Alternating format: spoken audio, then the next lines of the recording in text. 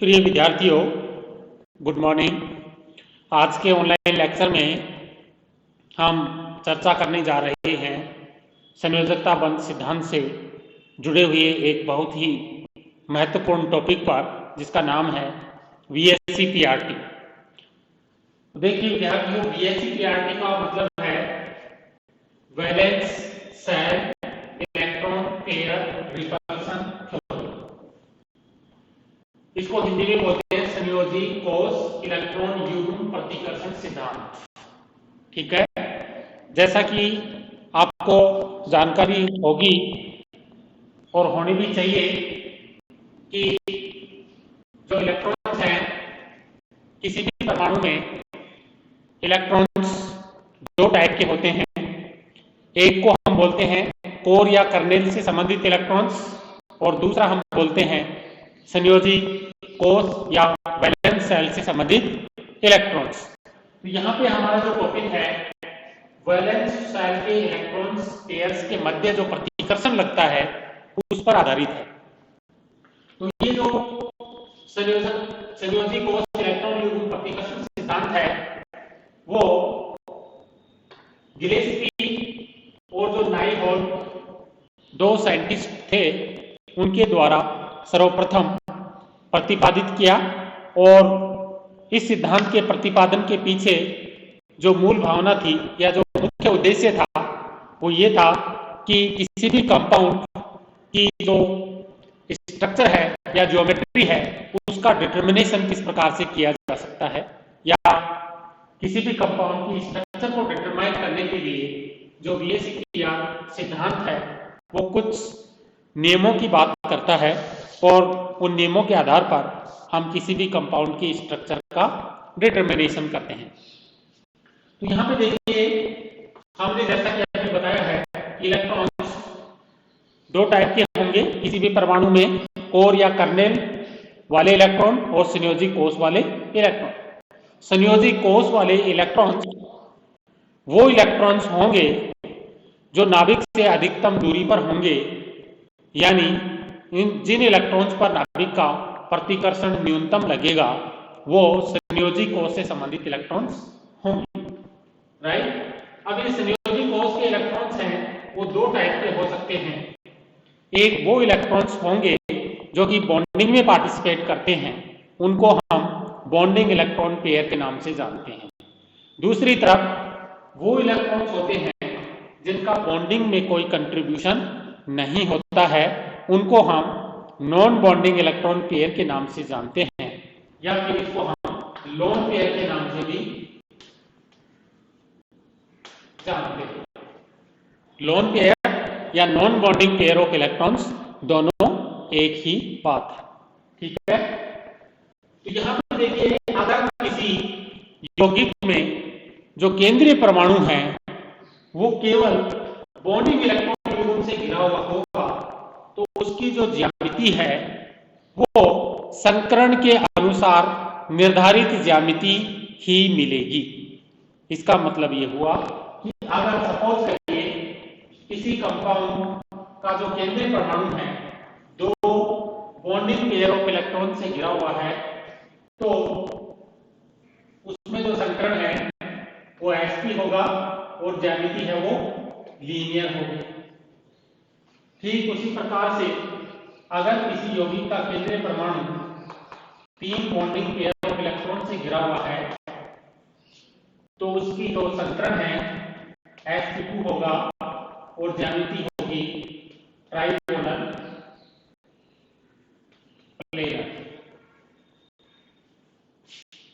अगर केंद्रीय परमाणु चार बॉन्डिंग इलेक्ट्रॉन पेयर से घिरा हुआ होगा तो संकरण होगा sp3 और ज्यामिति होगी टेट्राहेड्रल, या फिर इसमें dsp2 संकरण भी हो सकता है, ज्यामिति होगी स्क्वायर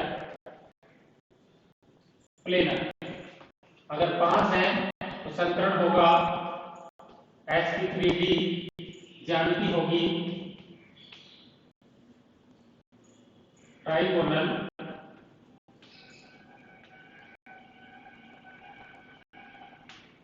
बाइपैरामीटर है। और अगर sp3d2 या अगर 6 बॉन्डिंग पेयर ऑफ इलेक्ट्रॉन से घिरा हुआ है तो संतरण sp3d2 होगा और इसकी जो ज्यामिति है वो होगी ऑक्टाहेड्रल। और अगर 7 बॉन्डिंग पेयर हैं तो संतरण होगा sp3d3 और ज्यामिति होगी पेंटागोनल बाइपैरामीटर।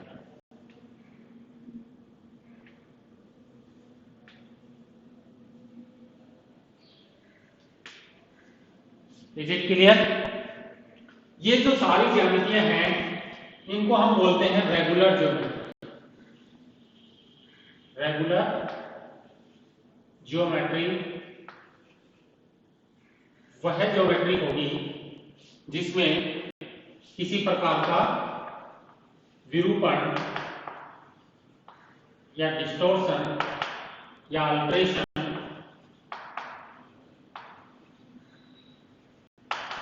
नहीं पाया जाएगा। नो अल्टरेशन और डिस्टॉर्शन अगर ज्यामिति में है तो उसकी जो ज्यामिति है वो रेगुलर ज्यामिति होगी।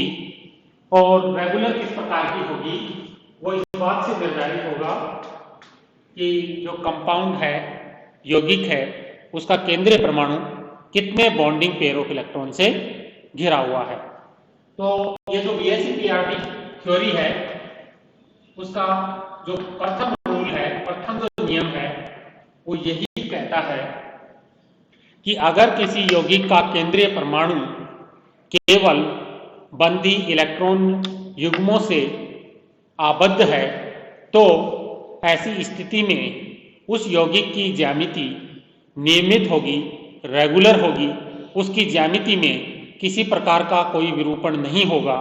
उस ज्यामिति के लिए जो बंद कोण और जो बंद लंबाई का मान है वो उतना ही होगा जितना कि संकरण के अनुरूप पूर्व निर्धारित है। राइट? फॉर एग्जाम्पल देखिए,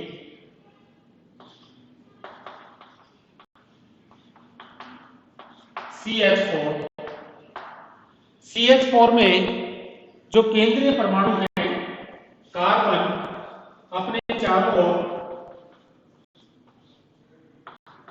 4 बॉन्डिंग पेयर ऑफ इलेक्ट्रॉन से घिरा हुआ है।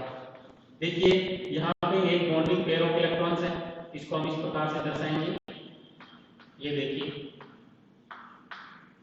तो देखिए 1 2 3 और 4। इसके अलावा कार्बन के पास में किसी प्रकार के इलेक्ट्रॉन्स नहीं हैं। तो ये जो केंद्रीय परमाणु है अपने चारों ओर 4 बॉन्डिंग पेयर ऑफ इलेक्ट्रॉन से घिरा हुआ है।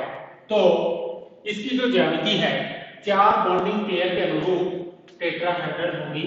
यानी टेट्राहेड्रल ज्योमेट्री के लिए जो बंद कोण है, बॉन्ड एंगल का मान है वो है 109 डिग्री 28 मिनट।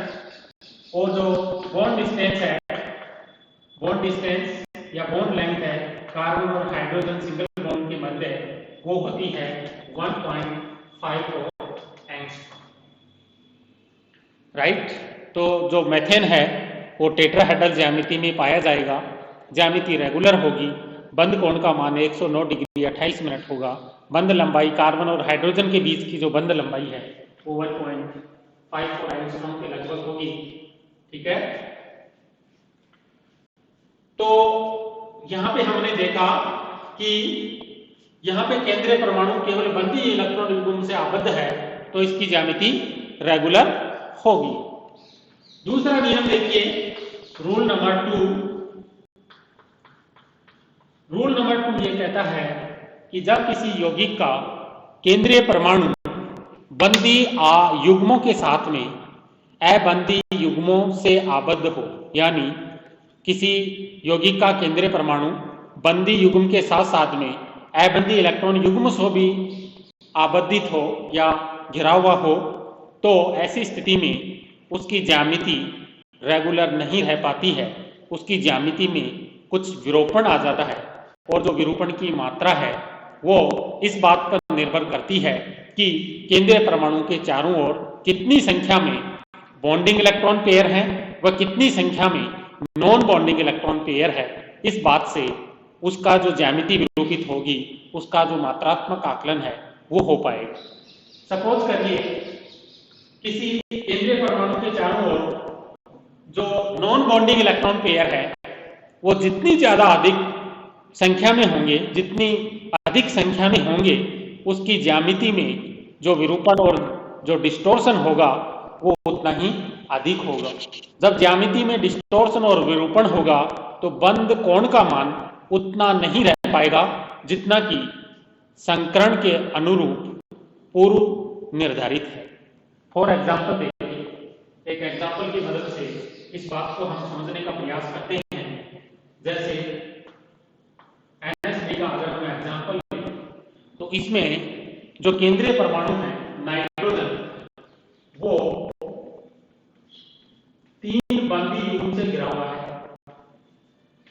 देखिए ये बॉन्ड पेयर है, ये बॉन्ड पेयर है, साथ में एक लोन पेयर है, यानी ये है नॉन बॉन्डिंग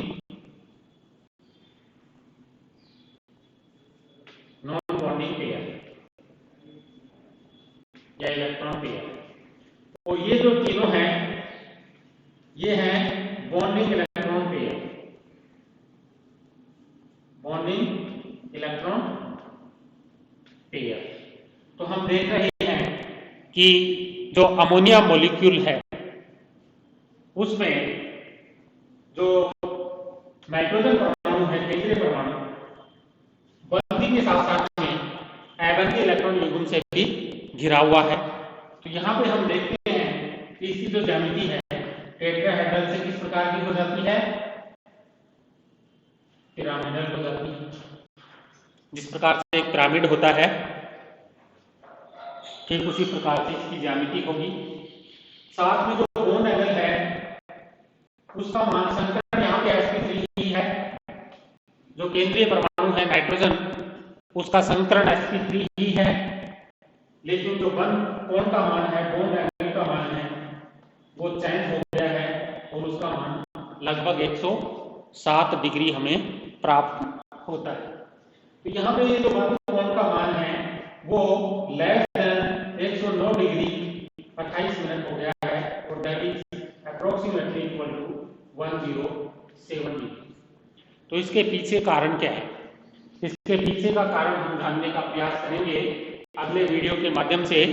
आज का वीडियो हम यहीं पे स्टॉप करेंगे और आगे के वीडियोज में आगे के जो ऑनलाइन लेक्चर्स होंगे उनके माध्यम से हम जो valence and electron pair repulsion theory है उसके जो विभिन्न रूल्स हैं, विभिन्न नियम हैं, उनको उदाहरण के माध्यम से हम समझते रहेंगे, समझने का प्रयास करेंगे।